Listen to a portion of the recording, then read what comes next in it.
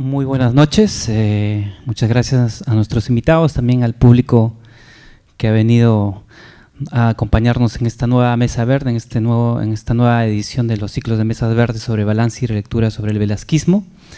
En esta ocasión la mesa trata sobre política y fútbol, el gobierno de Velasco y el Mundial de México 70.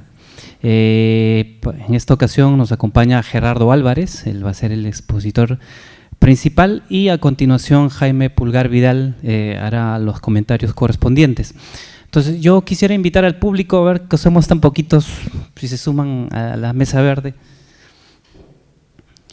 Mientras voy presentando tanto a Gerardo como a Jaime. Gerardo es licenciado en Historia por la Universidad Nacional Mayor de San Marcos y doctor en Historia por el Colegio de México. Tiene además un diplomado en Sociología en la Pontificia Universidad Católica. Su tesis de licenciatura del año 2001 se tituló La difusión del fútbol en Lima, y el 2012 defendió su tesis de doctorado Espectáculo deportivo y formación de identidades en el fútbol, Lima, primera mitad del siglo XX. Ha sido asistente en proyectos de investigación en historia social y política del siglo XIX y XX, y ha participado como ponente en diversos eventos nacionales e internacionales. También trabajó en proyectos de difusión cultural y de patrimonio en la Municipalidad de Lima. Fue jefe del Archivo Histórico de la Universidad Nacional Mayor de San Marcos y asesor en la elaboración de textos educativos en la editorial Santillana. Es docente de la Universidad San Ignacio de Loyola y también de la Universidad Nacional Mayor de San Marcos. Jaime, por su parte, es licenciado en Historia por la Universidad Nacional Mayor de San Marcos y tiene una maestría en Historia por la Pontificia Universidad Católica del Perú.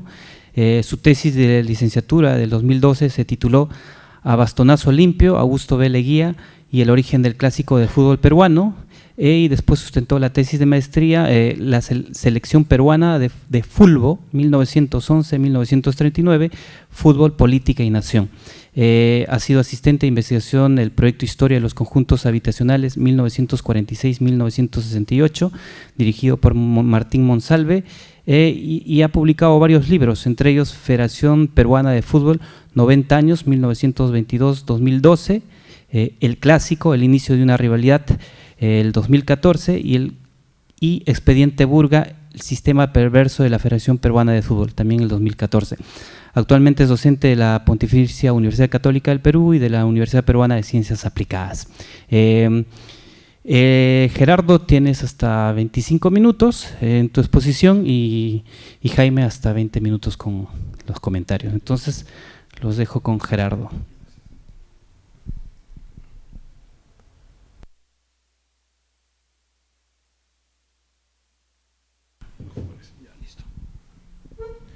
Buenas noches con todos, muchas gracias por la invitación al seminario y al público presente por su asistencia. Lo que quería presentarles esta noche es un conjunto de ideas de una investigación que pretendo iniciar, que estoy pensando iniciar sobre política y fútbol y las identidades en el gobierno de Velasco, así que se da la oportunidad de presentarlas aquí en el seminario de estudios de velasquismo y, como les digo, compartir un poco las ideas que empiezo a trabajar y que me sirven además como una oportunidad para ir ordenando conceptos y ordenando ideas, información que tengo y que he ido acumulando en este último tiempo. Para mí el tema es doblemente interesante porque el gobierno de Velasco me parece es algo sumamente interesante por haber sido una dictadura tan atípica y que planteara pues reformas tan profundas en términos de cambios sociales, políticos, económicos en nuestro país, y que coincida con un fenómeno como el fútbol que, digamos, tiene en esta coyuntura de México de 70, esto es las eliminatorias y el Mundial, uno de sus picos de éxito en un país donde los éxitos futboleros no son precisamente abundantes, sino todo lo contrario. Entonces, lo que quiero presentarles ahora es un par de reflexiones sobre las relaciones entre política y fútbol en esta coyuntura, pero quiero hacerlo pensando en términos de algunos momentos, de presentarles algunos momentos específicos de esta coyuntura, de algunos de ellos bastante conocidos, otros un poco menos, para poder hacer una reflexión final sobre ideas que estoy manejando para empezar esta investigación. Entonces, cuando pensemos en primer lugar en las relaciones entre fútbol y política, esto nos vamos a saltar, pensemos que a estas alturas, bueno, resulta claro que el régimen de Velasco fue una dictadura militar que se autodenominó revolucionaria y nacionalista y cuya tarea se dirigía a realizar reformas para acabar, cito, con la dominación oligárquica y el control imperialista. Quiero empezar a revisar algunos casos específicos sobre algunos momentos para poder hacer una reflexión más cercana a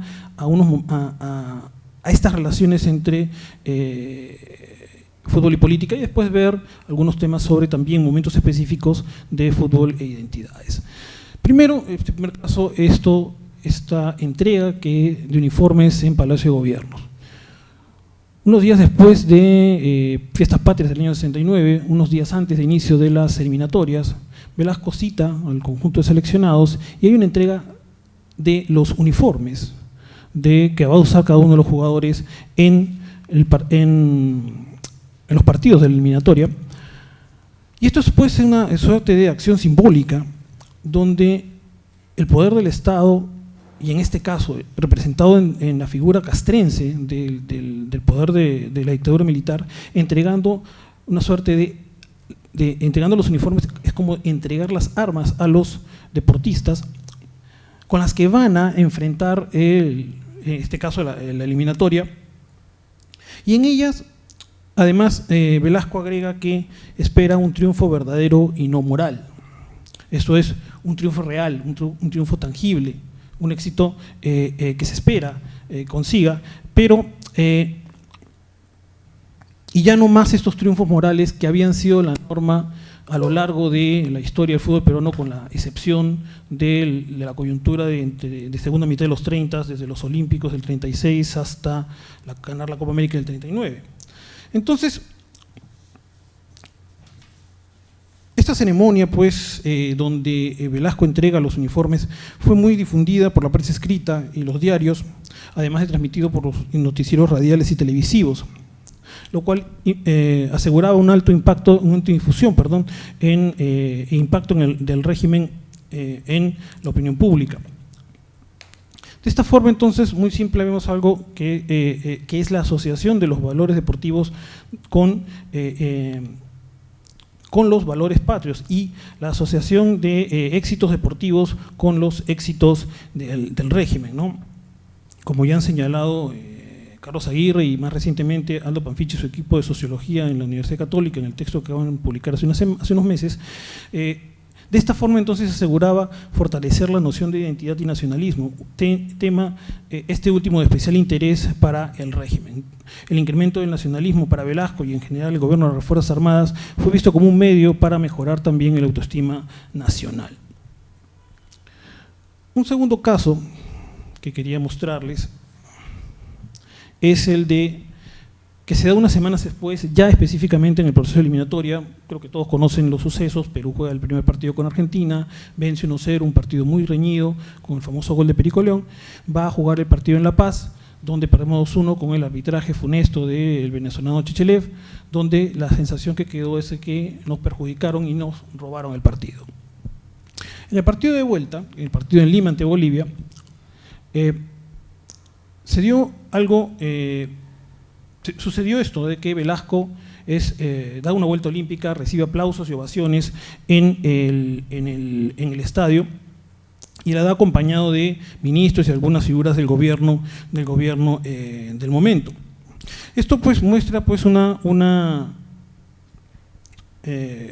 esta forma logra reconocimiento público entre éxitos deportivos y los objetivos de su gobierno, y muestra una conexión entre público y régimen que se mantuvo y reflejó durante las semanas en la eliminatoria con exacerbación del nacionalismo y los valores nacionales, ¿no? Las ideas de unidad nacional, orgullo, dignidad y renacer del gobierno fueron repetidas por algunos periodistas. Carlos Aguirre en su texto menciona las columnas de Pocho Rospigliosi, que sin mencionar el régimen de Velasco emparenta el cambio de mentalidad, que está produciendo el régimen también con el deporte.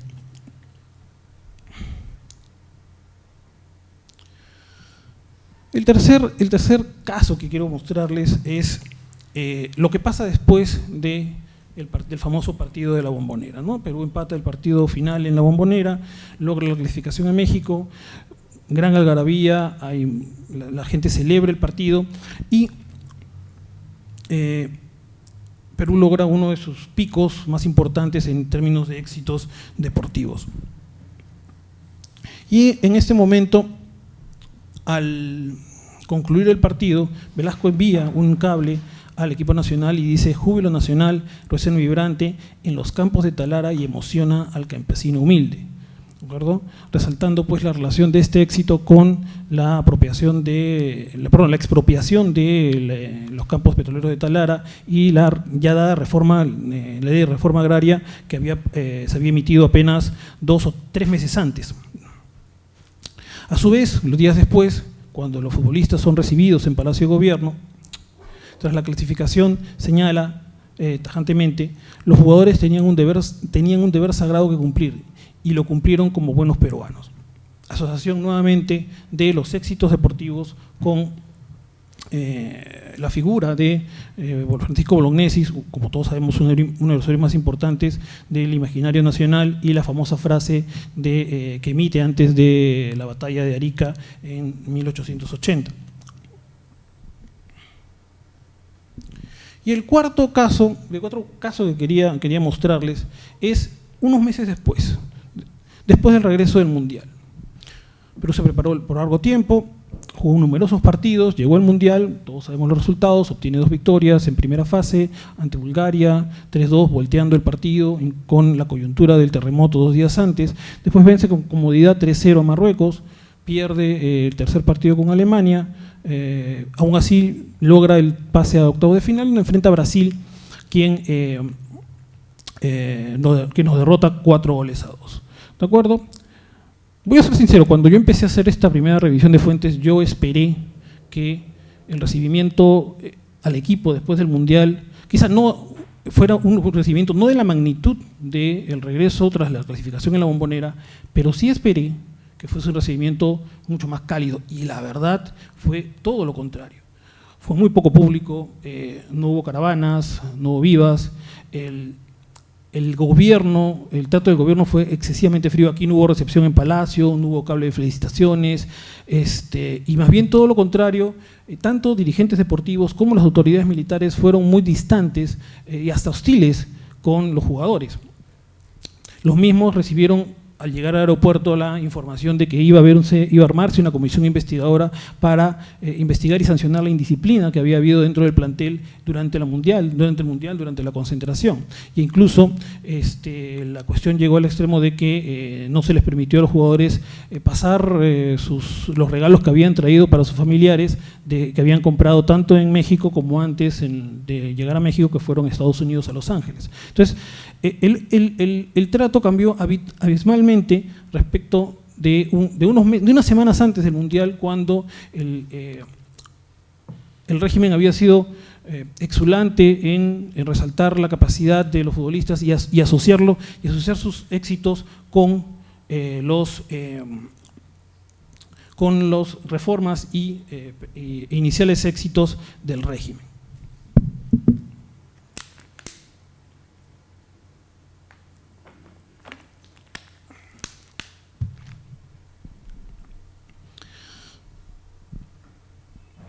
Pasemos y veamos ahora el caso de la selección nacional en la coyuntura de México 70. Ya les había dicho pues, que esta coyuntura es sumamente especial por los logros obtenidos y que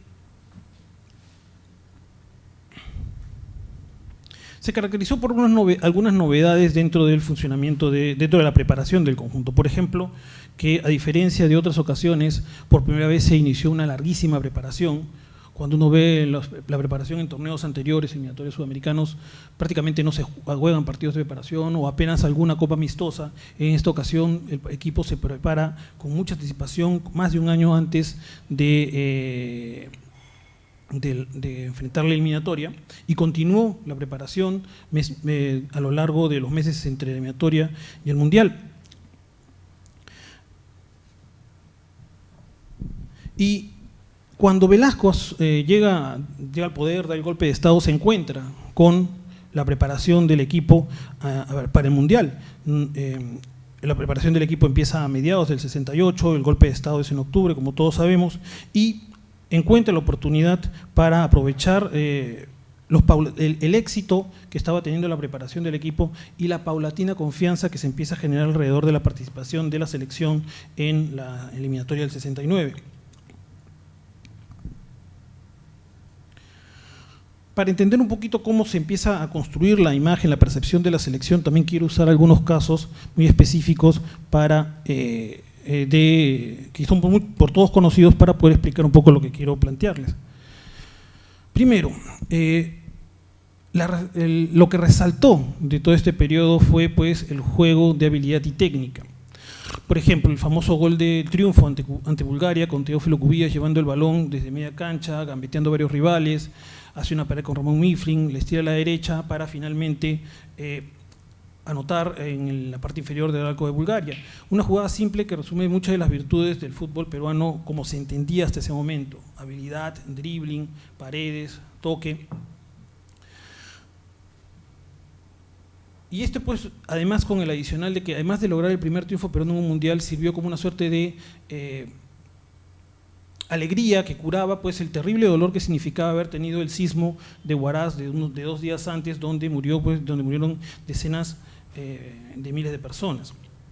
En el siguiente partido, contra Marruecos, también hay una jugada similar, cuando Roberto Chale apeló a varios rivales para anotar el gol del triunfo, o después la jugada del tercer gol que se organiza a partir de una jugada colectiva que lleva a Sotil a sellar a Cubillas y anotar el tercer gol, una jugada que también implica pues, este tipo de juego: pases, habilidad, control del balón.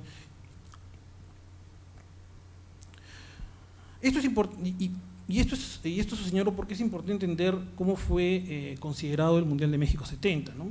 Cuando el Mundial estaba a punto de jugarse, había un claro enfrentamiento entre dos estilos de juego, que eran por un lado el fútbol defensivo, el llamado juego sucio o antifútbol, cuyo objetivo era alcanzar el triunfo a cualquier precio, y aquellos a quienes practicaban el fútbol arte, aquellos que rescataban la dimensión artística de la habilidad, la magia y la creatividad como medio para alcanzar el éxito, para alcanzar la victoria. Con la victoria del Brasil, pues, al final del Mundial se consideró que había ganado en este Mundial el fútbol arte y se consideró a Perú como parte del grupo de selecciones que habían jugado con este estilo. Además, al final del torneo, a Perú se le entrega el premio al Fair Play, al juego limpio, que es un premio que se entregaba al equipo que había jugado de mejor manera y había practicado el juego limpio. Entonces, de esta manera, por partida doble, el estilo del fútbol peruano sumaba habilidad y técnica más juego limpio, que fue lo que termina resaltando de la actuación de la selección en ese mundial. El segundo punto que quería recordar en este partido es el empate transitorio ante Bulgaria en el primer partido de ese mundial. Perú había descontado 2-1 y se cobra un tiro libre a nuestro favor, y fue Héctor Chumpitaz quien lo va a ejecutar.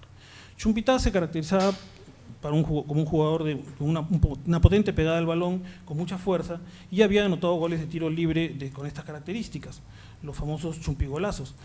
Chumpitaz se preparó para disparar, pero en el momento que se construye la barrera, primero Perico León se mete entre los jugadores de la barrera de Bulgaria y después él llama a Cubillas para que se filtrase también en la barrera.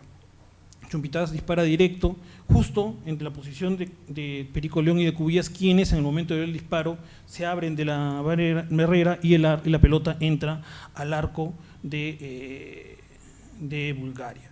Esta jugada es considerada y es leída como una mezcla de fuerza y precisión del disparo de Chumpitaz y también la picardía y astucia o viveza de Perico León en esta jugada.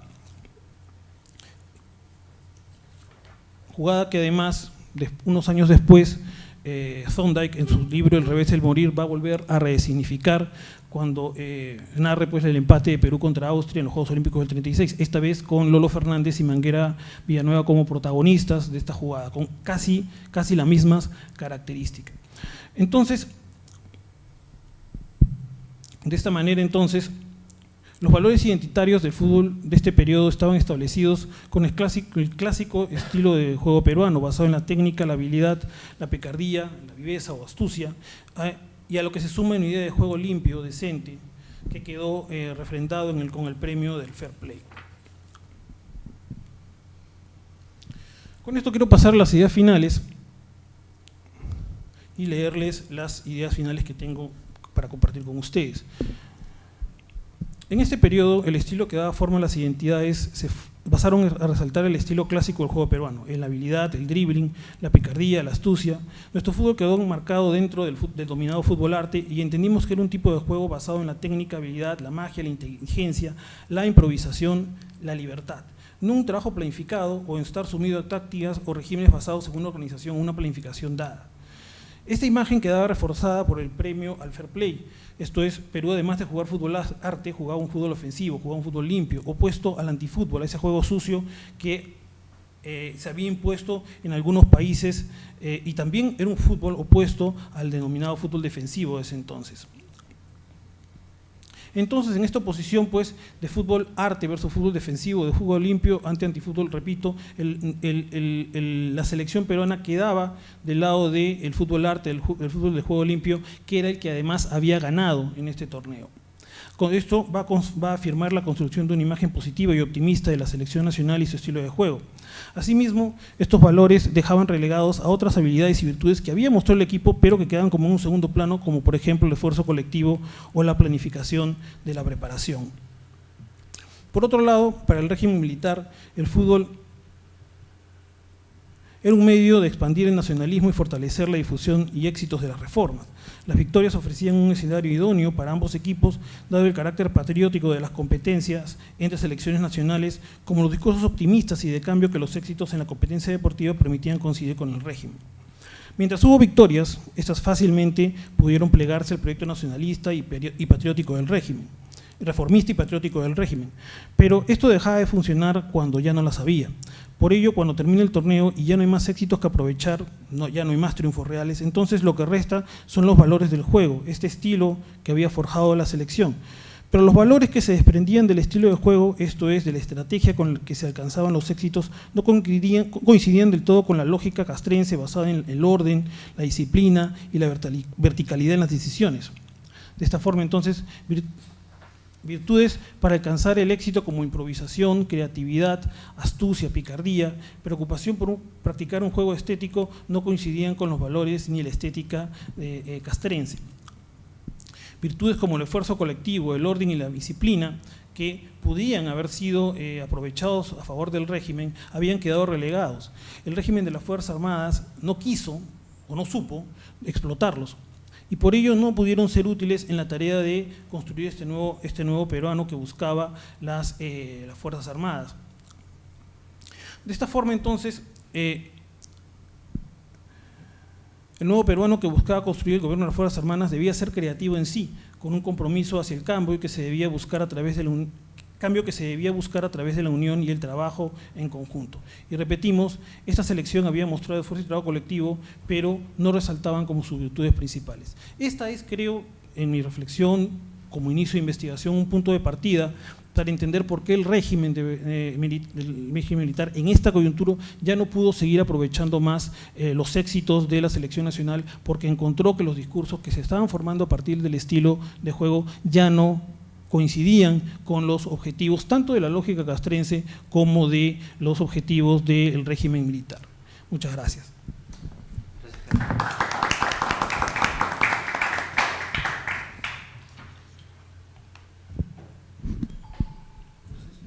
Deme un segundo, discúlpenme. Lo que pasa es que estoy apuntando la última idea.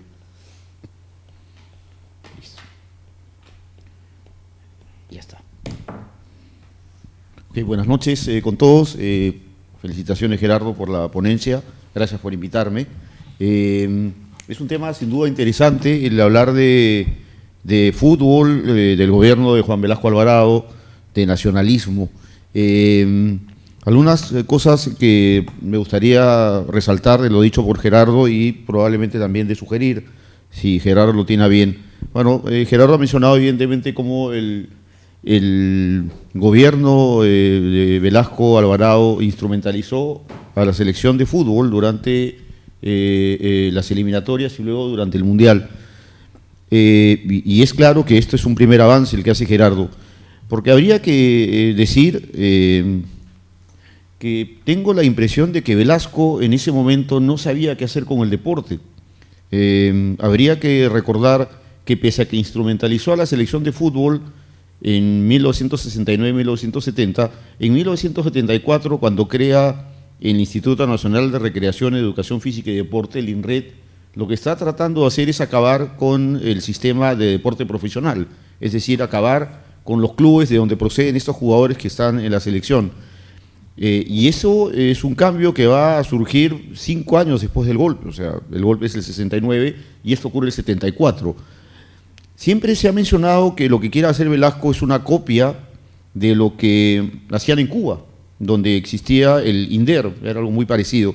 Sin embargo, a mí me parece que habría que investigar un poco más lo que pretendía Velasco. Yo creo que lo que quería hacer en el 74, no en el 70, era más bien fomentar la idea de que todos los peruanos practiquen deporte, bajo esta lógica de que el deporte proporciona salud y va a crear un nuevo peruano, un individuo además dentro de un régimen que consideraba importante el trabajo, ¿no es cierto? O sea, lo que estaba haciendo Velasco tardíamente en América Latina era tratar de industrializar al Perú, ¿no es cierto? Entonces los trabajadores con un valor de amor por el trabajo eran importantes. Habría que recordar también, y sé que Gerardo lo tiene entre sus investigaciones, que cuando Perú clasifica al Mundial, a Velasco le piden asueto y él dice no hay asueto, hay que trabajar, ¿no es cierto? Entonces, esa es la lógica, en primer lugar, de Velasco Alvarado, de crear este nuevo peruano industrioso, trabajador, disciplinado, ¿no es cierto? Yo creo que por eso es que crea el INRED, no tanto por copiar a Cuba y crear un sistema cubano deportivo, sino porque cree que el deporte debe ser masificado y no debe ser solamente un deporte profesional. Es curioso que cuando Velasco crea el INRED, al mismo tiempo ha expropiado los medios de comunicación, ¿no es cierto?, los más importantes, y ya los había expropiado antes, pero, bueno, perdón, los menos importantes los había expropiado antes, pero los más importantes los expropia el 74, el Comercio, Expreso, la prensa y algunos otros medios. Y cuando Velasco expropia estos medios de comunicación, en las páginas deportivas ya no se habla de los equipos de fútbol profesional. Lo que empieza a aparecer ahí son los deportes que practican las comunidades industriales, o sea, estos pseudo sindicatos formados desde arriba, ¿no es cierto?, desde el régimen de la dictadura, dentro de los centros laborales. Y entonces se empieza a fomentar dentro de los medios de comunicación que la gente vaya a ver los partidos de fútbol que juegan los bancarios contra otro tipo de empleados, ¿no es cierto?, o los obreros también, o partidos de voleibol o de básquetbol. Por lo tanto, cerrando esta primera idea, lo que quiere hacer Velasco es masificar el deporte, es hacer o crear este deporte formativo que en el Perú no existía. Por eso es que elimina a los monitores también de los colegios, ¿no es cierto? Monitores son aquellos entrenadores específicos para cada deporte. En las grandes unidades escolares lo sabía, es decir, había un entrenador de fútbol, si había infraestructura habría uno de básquet, uno de vóley. Velasco elimina eso y crea más bien o integra al colegio al sistema de educación física y entonces llegan los educadores físicos, que es algo totalmente diferente a tener a un director técnico de un deporte específico, aunque desafortunadamente muchos lo confunden, ¿no es cierto? Pero bueno, ese es un tema al margen.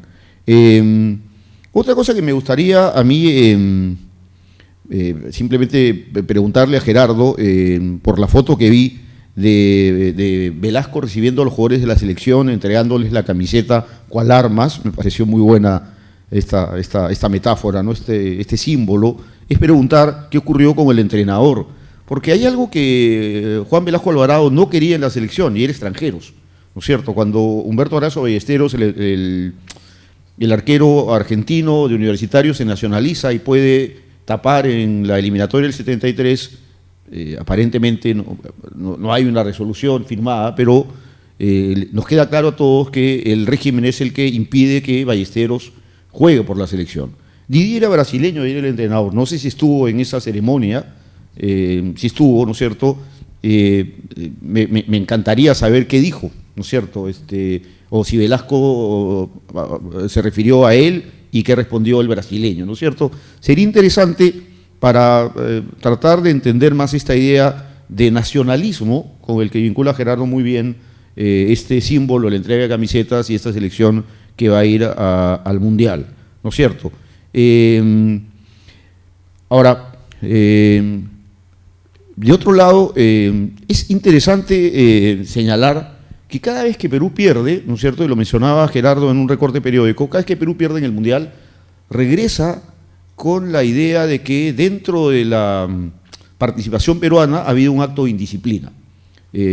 Cuando empecé a investigar lo que había ocurrido en el Mundial del 30, no pensé jamás encontrar una mención a una indisciplina peruana, y sin embargo lo encontré, ¿no? A mí me llamó poderosamente la atención y debo confesar que no sabía que había esta noticia de la indisciplina en México 70, ¿no es cierto? En Argentina 78 también se acusó a los jugadores peruanos de cierta indisciplina, de pleitos entre los jugadores de Alianza y los jugadores de U Cristal, y en el 82 la rencilla surgía entre Teófilo Cubillas y Julio César Uribe.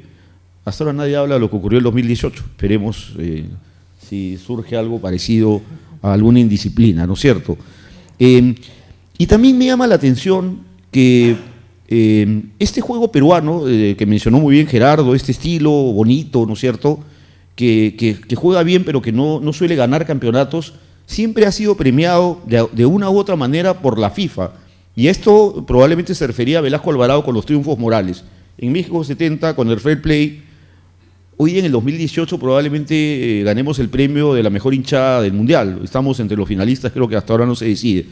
De una u otra manera nos premian, aunque no ganemos, ¿no es cierto? Y es interesante hacer esta distinción, muy bien señalada por Gerardo, entre este fútbol elegante, este fútbol que se llama espontáneo, y este fútbol más bien que yo llamo lo que es el fútbol, en verdad, ese fútbol en donde uno debe entrenar, en donde uno debe ser disciplinado, en donde uno se debe someter a los sacrificios que implica un deporte como este, ¿no es cierto? No salir de noche, no tomar alcohol, una serie de cosas que nuestros jugadores suelen hacer muy a menudo, lamentablemente, ¿no es cierto? Entonces, esta identificación entre el juego peruano con esta espontaneidad, sí, pues definitivamente se contradice con la forma castrense de mirar las cosas, ¿no? Una forma mucho más militar, pero que cuando estas formas castrenses se han aplicado al fútbol en el Perú, el futbolista nunca ha respondido de la mejor manera. La única vez, y creo que Gerardo podría estar de acuerdo conmigo, en que yo he visto que un entrenador cuasi militar hizo campeonar a un equipo popular en el Perú como Alianza Lima, fue el año 97 con Jorge Luis Pinto. Y siempre me pregunté por qué Pinto, un cuasi militar, hizo campeonar a un equipo que le gusta de la fiesta, lo que gusta de la fiesta en el fútbol, en la cancha y fuera de ella. Y alguna vez me dieron una idea muy interesante. Me contaron que Pinto se hizo amigo de las esposas de los jugadores, ¿no es cierto? Entonces las esposas estaban felices con el control que ejercía el entrenador sobre sus esposos, y entonces lo apoyaban. ¿Sí? Me parece una hipótesis que habría que trabajar. No sé si eso se dio o no, pero no se me ocurre otra, porque cuando al jugador peruano lo controlan, el jugador peruano no rinde, ¿no es cierto? Y entonces es curioso que eso haya ocurrido. Ahora, en estas ideas de nacionalismo hay un tema que probablemente Gerardo esté trabajando y que yo también quisiera trabajar, es la primera aparición en los medios de comunicación de un jugador al cual se le dice abiertamente cholo, ¿no es cierto? Yo he estado investigando las elecciones hasta el año 39, de ahí algunas las he dejado de lado, he llegado al 59 también, probablemente haya llegado a la del 62, que debió llegar al Mundial, y no aparece un jugador llamado Cholo. Probablemente el único Cholo que tuvimos en la selección peruana de fútbol con ese apelativo, aunque no se repetía, fue Segundo Aranda Torres, jugador que asistió al Mundial de 1930, que era guachano, y que algunos medios le decían Cholo, y que es más, el diario El Comercio afirma que no tenía el carácter para el puesto, ¿no es cierto? O sea, en esa suerte de discriminación, es decir, un cholo no puede jugar en un mundial porque no tiene carácter, ¿no es cierto? En cambio, la primera vez que aparece la identificación de los cholos, no peyorativamente, sino como algo positivo, es durante el Mundial de México 70, con la figura de Hugo Sotil. Además, no solo la aprovecha el régimen, sino también lo aprovechan los medios la publicidad, ¿no es cierto? A Hugo Sotil lo sacan con chullo, lo muestran siempre, bueno, en esa época no había Photoshop, pero hacen una edición de fotografía en donde él aparece frente a un cerro, ¿no es cierto?, los Andes. O sea, es aprovechar la figura del cholo, algo a lo que estaba apelando para crear este nacionalismo del cual hablaba Gerardo, el régimen de Juan Velasco Alvarado, ¿no es cierto? Así que yo creo que ese sería un elemento importante a investigar. Y volviendo con lo que empecé, simplemente para ir cerrando algunas ideas, es cierto que todos los regímenes que instrumentalizan el fútbol aprovechan las victorias, ¿no es cierto? Y cuando hay derrotas tienen ciertos problemas. Sin embargo, uno podría pensar que el régimen de Velasco fue dejando de lado el fútbol o el deporte profesional porque este deporte, específicamente el fútbol, dejó de ganar. En 1973 nos eliminó Chile, ¿no es cierto? Pero uno se pone a ver qué pasaba, por ejemplo, con los clubes en Copa Libertadores de América, y hay que recordar que probablemente en esos años Universitario de Deportes haya tenido su mejor performance en la Copa, ¿no? Llegó a la final del 72, estuvo casi por llegar a la final del 75, es decir, había formas de que el régimen aprovechase estos triunfos, no de una selección, sino de un equipo, de un club, ¿no es cierto? Pero Velasco creo que en ese momento ya tenía claro que no debía apoyar el deporte profesional, debía masificarlo, ¿no es cierto? Debía hacer que el peruano haga deporte, no solamente que unos pocos talentosos lo hiciesen, que siempre ha sido la fórmula, sino que todos pudiésemos correr, saltar, hacer volantines y cosas por el estilo. Y hablo de esto porque ya hablo de, simplemente para ir terminando, de cuestiones personales. Yo estudié en el colegio bajo el régimen de Velasco, yo llevé el curso de educación física bajo el régimen de Velasco, y lo que me enseñaba el profesor de educación física era hacer saltos mortales, triple salto mortal. Nunca hice uno, nunca me salió uno solo, ¿no es cierto? Pero todos teníamos que hacer, no había forma de jugar fulbito, no había forma de jugar fútbol, no había forma de aprovechar el talento, teníamos que todos correr, saltar y hacer saltos mortales.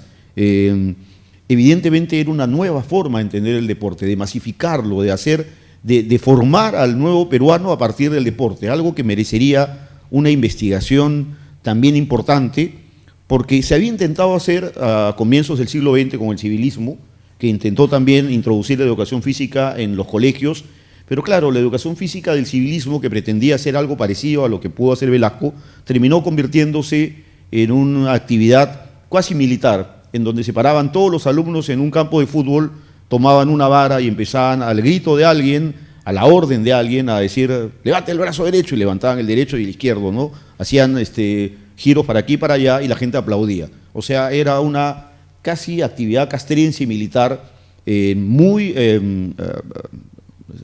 señalada en los medios de comunicación como algo positivo, ¿no es cierto? Sin duda, los medios de comunicación no entendían de educación física, porque cuando uno lee los libros o los artículos de los que hacían educación física o los profesores de educación física de la época señalaban que eso evidentemente no servía para absolutamente nada, ¿no es cierto? La educación física debe dar libertad, debe formar en el espíritu del deporte o del movimiento más que el deporte, y esto que hacían más bien, lo que hacía era alimentar esta disciplina castrense que el civilismo en el papel no quería, pero en la práctica lo hacía. Velasco es todo lo contrario, ¿no? Velasco es un militar que más bien quiere formar a estos peruanos que puedan correr, saltar de manera libre, ¿no es cierto?, pero que eso les proporcione salud y que ese peruano saludable, con un cuerpo que no se enferme, sea aquel trabajador, aquel nuevo trabajador que se haga cargo de todos aquellos medios de producción que el régimen finalmente termina nacionalizando. Gracias.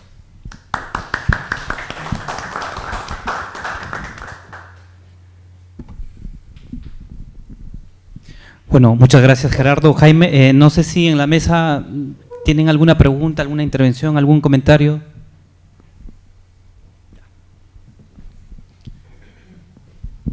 Muchas gracias, Marco. Gracias a Gerardo por la exposición y los comentarios de Jaime.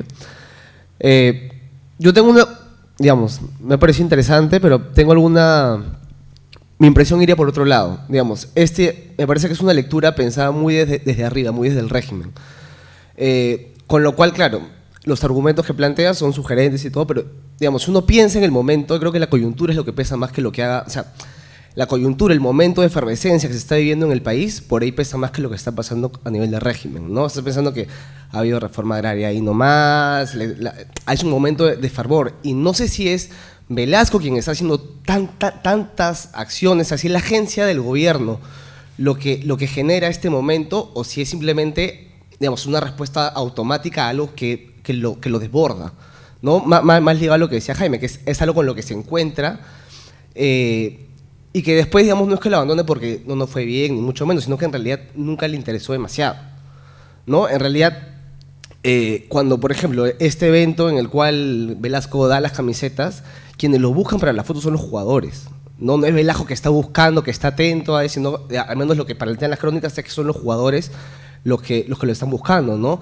Que lo vitoreen en el estadio, claro, es la acción de Velasco que va y se da la vuelta olímpica, pero acá Castañeda se dio la vuelta olímpica y le fue terrible, ¿no? O sea, no es tan automático, ¿no? Yo creo que es el momento el que explica. Las crónicas, los periodistas que en ese momento, mucho antes de la nacionalización, y periodistas que son reconocidos antes y después del régimen, hablan de que ese es el equipo del Perú para los peruanos, ¿no? Y así, digamos, un largo etcétera que yo pensaría que habría que pensar en una imagen un poco más desde abajo, desde el momento, más que la lectura que es desde el régimen que instrumentaliza, que es un poco la lectura de Aguirre también, ¿no? Que creo que exagera un poco en ese sentido, porque no considera que es el momento que se está viviendo. E incluso si se ve después, yo también iría en la línea de lo que plantea Jaime, como que lo dejo un poco de lado, pero antes de que nos vaya mal, ¿no? O sea, en el 73, claro, nos fue mal contra Chile, pero antes de eso era una preparación más o menos buena, digamos, regular, y contra Chile éramos favoritos, pero de encuentro, y ahí Velasco no aparecía, está enfermo, yo sé, pero aún así no hacía ningún esfuerzo. En el 75, cuando ya está por caer el régimen, la primera fase de la Copa América es con Velasco, y Velasco y nos le llamamos encuentro también la primera fase, y Velasco no hace absolutamente nada para usar eso como ya un amistoso abogado, ni mucho menos. Entonces, yo creo que también habría que, digamos, me parece bien como sugerente esto de los valores que no concordaban, pero yo creo que quizá tendría que ver con que digamos, este aprovechamiento es la excepción a lo que fue el régimen, ¿no? Que fue un régimen más bien que trataba de dejar esto de lado y que no es que está instrumentalizándolo tan como activamente. Me parece como una sugerencia, ¿no? Gracias. Bueno, mi duda es un poco más puntual. Yo estoy investigando acerca de mi tesis. Mi tesis es, lo que tengo planeado es hacer acerca del impacto de los medios de comunicación en el consumo del fútbol como bien y o servicio entre los años más o menos 1925 hasta el 60. De todas maneras, esto sí está fuera de mi rango de estudio, pero de todas maneras me serviría cómo impacta, ¿no? Y de todas maneras algunas sugerencias respecto a bibliografía o autores para poder más o menos conocer ese impacto, ¿no? Gracias.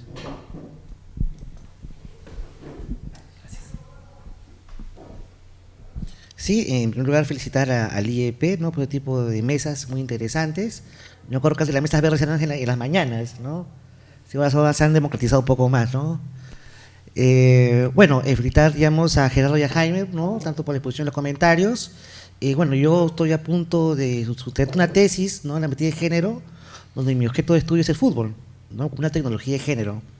Entonces, tanto en la exposición como en los comentarios hablaba que en la época de Velasco había esta lógica de formar un nuevo peruano, o sea, ¿no? Entonces, digamos, formar un modelo de masculinidad.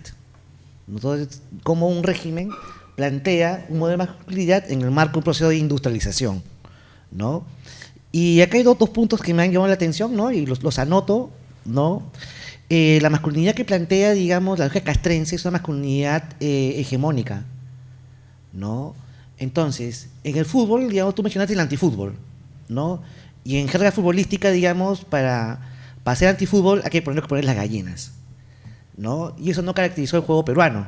Más bien el juego peruano, digamos, de fair play, ¿no? O sea, los chicos buenos en la cancha, o sea, no jugaban a la mala, como pueden ser los uruguayos, argentinos, ¿no? Entonces, esas características son buenos chicos, pero no ganan, Entonces, esa masculinidad es una masculinidad no hegemónica, ¿no? Y lo no hegemónico te conlleva, digamos, a estos temas de la indisciplina, ¿no? O sea, supuestamente el fútbol que se crea, digamos, de la lógica más habitual, ¿no? A fines del siglo XIX, ¿no? Según Foucault, no según Foucault, sino en la lógica de Foucault, digamos, es una actividad cultural que disciplina el cuerpo. El momento, digamos, que se hacen reglas de juego, ¿no? Está en papel, digamos, cómo uno se ve comportar en la cancha, es una manera de disciplinar el cuerpo, ¿no? Y en el Perú, digamos, hay un tema, ¿no? Un tema cultural, ¿no? Etnográficamente yo lo he visualizado, de experiencias personales, que es el fulbazo, ¿no? O sea, después de jugar una pichanguita, te tomas tus tragos, ¿no? Es algo cultural, ¿no? Y entonces, entonces es la disciplina, ¿no? Y justamente todos estos escándalos que han habido en la selección peruana es por el tema del alcohol, las mujeres, la disciplina, ¿no? Que conlleva, digamos, más fair play. Y justamente la imagen ahí de Chale, en la Bombonera, ¿no? Esa es una tarjeta roja, ¿no? O sea, ahí a Perú le perdonó la vida. Y es indisciplina, o sea, eso es antifútbol, ¿no? Pero queda como picardía, ¿no? Pero la picardía, digamos, no estaba en la lógica de una masculinidad hegemónica que sí necesitaba el régimen de Velasco, ¿no? Bajo la construcción de una masculinidad hegemónica, ¿no? Y que tanto el deporte a través del colegio trataba de formar a ese nuevo hombre. Ojo, acordemos, digamos, que en aquellas épocas también había el nuevo hombre de la izquierda, en Rusia, el Che Guevara, o sea, que eran los nuevos hombres, ¿no? Eran modelo de masculinidad hegemónica, ¿no? En la cual reproducían, digamos, el sistema de género, ¿no? De pasita a dona, ¿no? Bueno, es mi comentario. ¿Alguno más? ¿Algún otro comentario? Bueno. Gerardo, Jaime. A ver,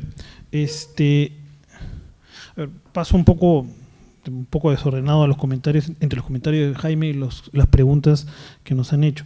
A ver, en primer lugar, cuando pienso en lo que dices, Jaime, pienso en esto del nuevo peruano. Sí, pues la lógica higiénica de inicio del siglo XX está presente, y está presente de forma completamente desfasada. Además, ¿no? Eso es, digamos, la lógica higiénica ya incluso pierde vigencia con la caída de los fascismos. Entonces, 30 y tantos, casi 30 y pico de años después, estamos hablando pues de que un intento de volver a recuperar una lógica de cómo se entendía el deporte y entender, por un lado, de cómo se entendía el deporte y cómo entender los efectos del deporte en el desarrollo de la persona, ¿de acuerdo? Entonces, ya ahí estamos hablando de un desfase. Coincido también con que el desinterés del régimen me parece que viene después de México 70, ¿de acuerdo? Por una razón que no he investigado, reconozco, no he tenido tiempo de hacerlo, no me ha llegado todavía el momento de desarrollarlo. El régimen pierde el interés en el fútbol, ¿de acuerdo? Tiene más interés en términos de expandir el deporte masivo, hacerlo más masivo, pero tampoco es que se convierta en uno de los ejes centrales del régimen, ¿no? Creo que un poco como lo que tú mencionaba, Jaime, que esto va en el lado de que termina quedándose, digamos, como agendado y se queda ahí, y el régimen ya no pierde, ya no sigue teniendo el interés, cuando es cierto, pudo haber explotado las cosas de los clubes, lo de la U, que durante la U pues, en esta década de oro, del 6-6 al 7-5, llega una vez a la final, 3 veces a semifinales, y es activo, participante en la Copa Libertadores, haciendo buenas campañas. Entonces tampoco tiene mucho interés en explotar eso, por ejemplo, ¿no? Entonces a mí me queda ahí también la pregunta abierta de por qué, de más allá de cuáles son las razones de fondo de ese desinterés de ese régimen. Entiendo, repito, si el 69, 70 sí hay un interés, hacia más adelante ya no muestra. Después, un detalle, lo que mencionabas sobre la imagen del Cholo, mencionabas el caso de Segundo Aranda para los años 30, hay un segundo caso que es el Cholo Morales, el expunter izquierdo de Alianza, ¿no? Eso es que fue en la Alianza, estuvo en el equipo olímpico de Berlín, creo que llega hasta los bolivarianos, ya en la Copa América ya, del 39 ya no llega. Después, lo de indisciplina del 70, de lo que yo he revisado, básicamente lo que se señalaba era, bueno, lo más evidente pues el golpe de la agresión de Chito Latorre a Didi por no ponerlo en el partido contra Brasil, ¿no? Pero además hay dos casos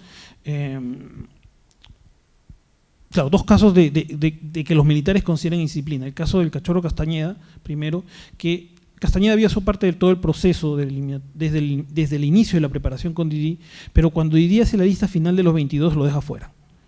Y Castañeda le increpa esto, ¿de acuerdo? Se queja, protesta, después los compañeros se calman, en fin, y la cosa no pasa a mayores, ¿no? Ahora, para el régimen eso es indisciplina.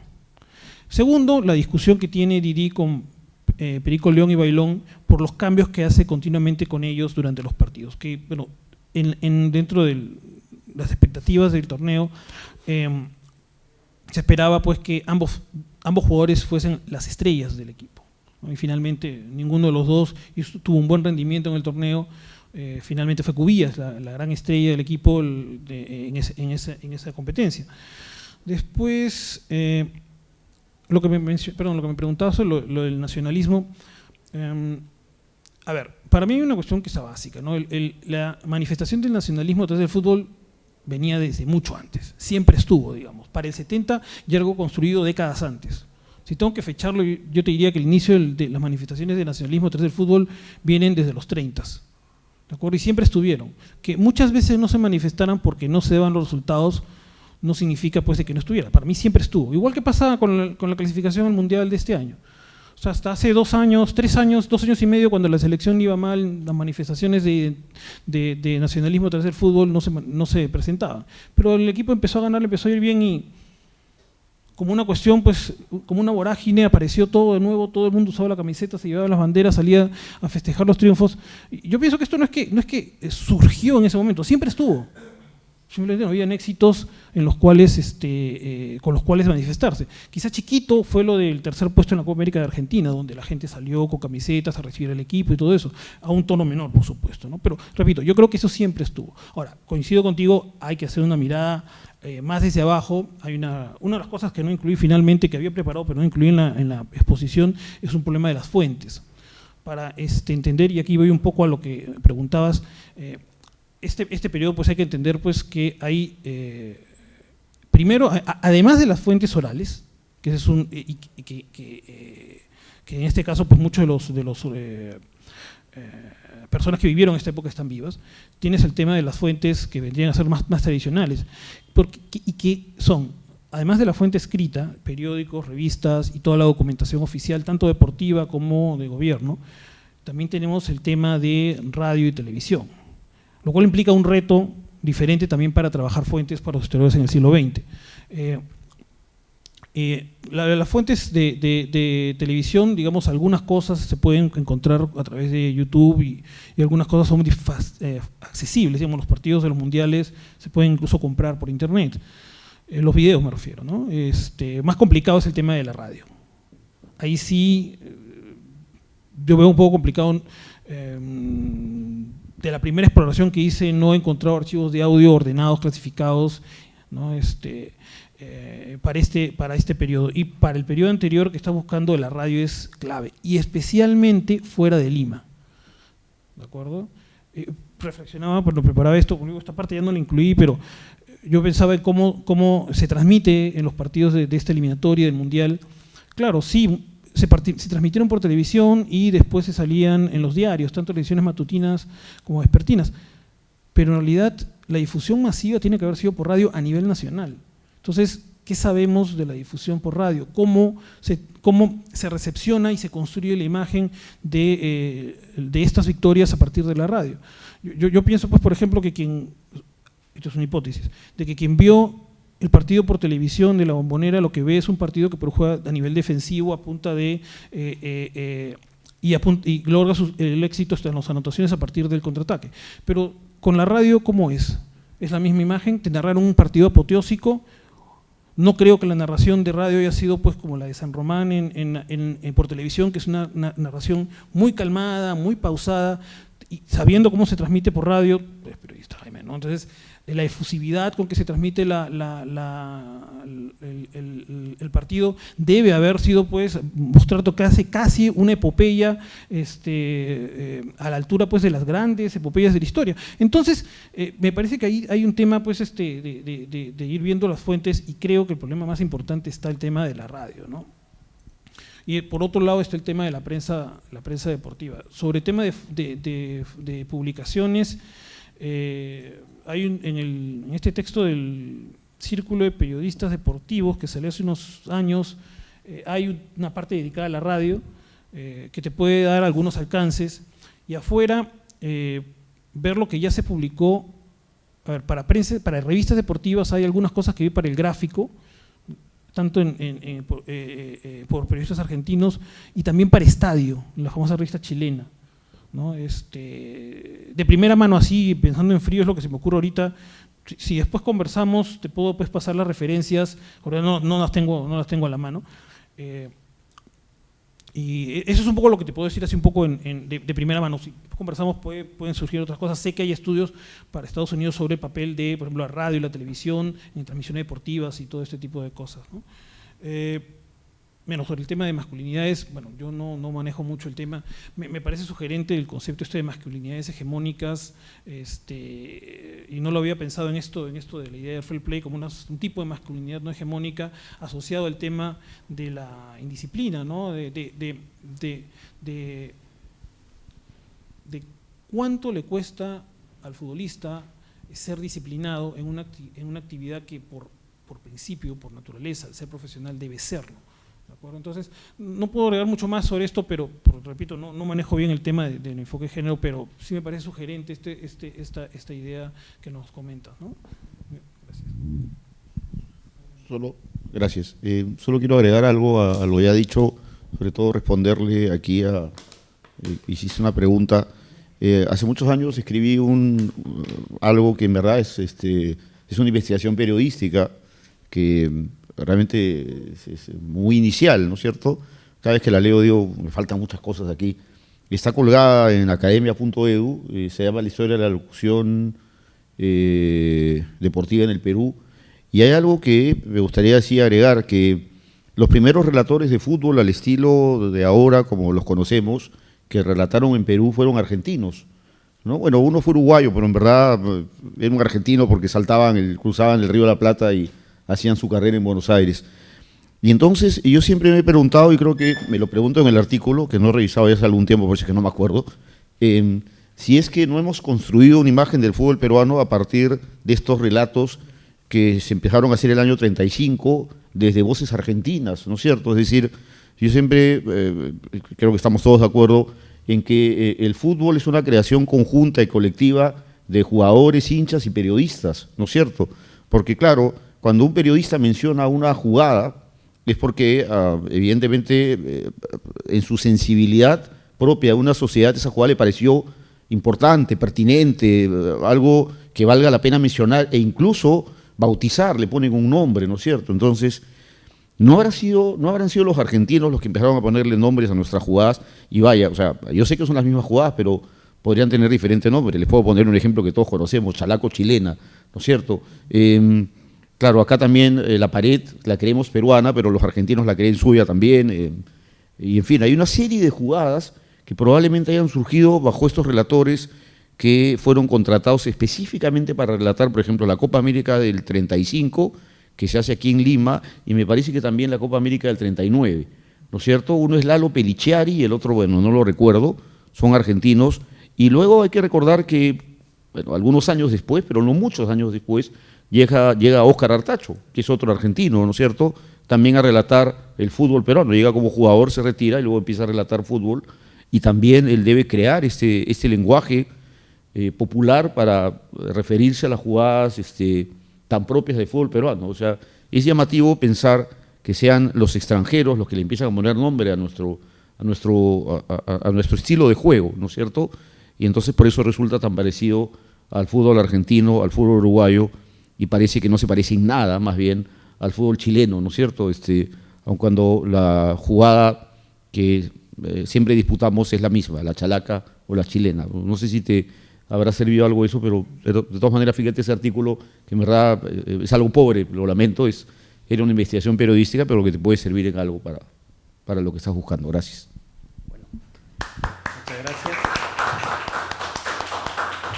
Muchas gracias a Gerardo Álvarez, a a Jaime Pulgar Vidal, y muchas gracias a ustedes también por quedarse en esta mesa, y bueno, los invitamos a estar atentos a nuestra nueva sesión de aquí a algunas semanas. Muchísimas gracias y que tengan buenas noches.